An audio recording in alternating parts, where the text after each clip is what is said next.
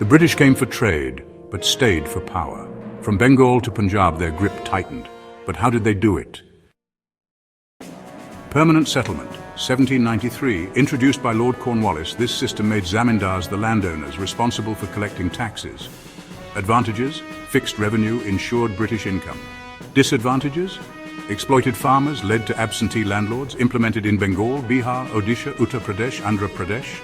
Ryotwari system, 1820, introduced by Thomas Munro. This system made farmers, ryots, the landowners, paying taxes directly to the British. Advantages: no middlemen, farmers had ownership. Disadvantages: high taxes, frequent land seizures, implemented in Madras, Bombay, Assam, Coorg.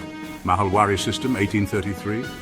Introduced by William Bentinck, this system taxed village communities instead of individuals.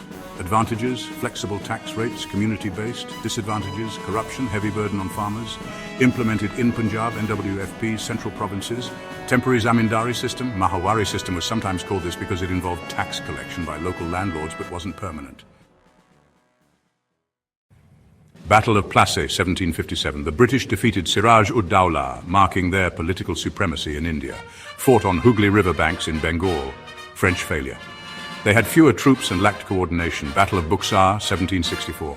The British truly crushed the Mughals, defeating Shah Alam II, Shuja-ud-Dowlah and Mir Qasim. Fought on Ganges river banks in Bihar. Lord Dalhousie's railway boom, 1853, built for British trade and military, not for Indians. Gold transport raw materials to Britain, move troops quickly, impact high fares, no benefit for common Indians. Treaty of Allahabad, 1765, signed between Shah Alam II and the British after the Battle of Buxar. Did they pay 26 lakh tribute? Yes, but only to maintain Mughal dignity. Kora and Allahabad were returned to the Mughal emperor.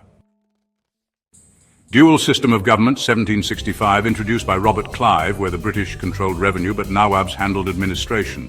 The result? Corruption, famine, and British indirect rule.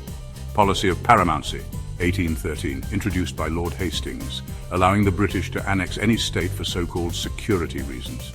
Theory of downward filtration, 1835, introduced by Macaulay, aimed at educating elite Indians who would then teach the masses. The reality, it created westernized clerks but ignored mass education. Subsidiary alliance, 1798, introduced by Lord Wellesley, forcing Indian rulers to accept British troops.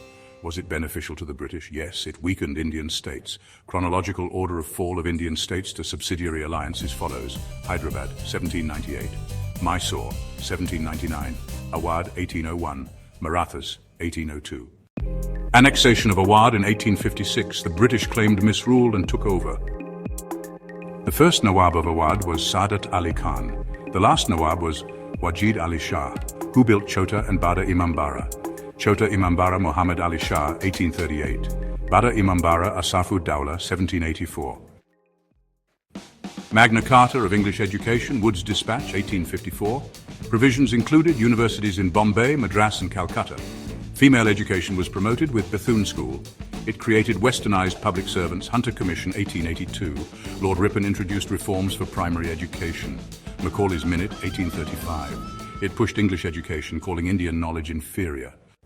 Areas the British failed to annex: Nepal, due to Gurkha resistance, Bhutan because of mountain warfare, and Afghanistan with the Anglo-Afghan wars. From Bengal to Punjab, the British ruled, but at what cost? India would rise again.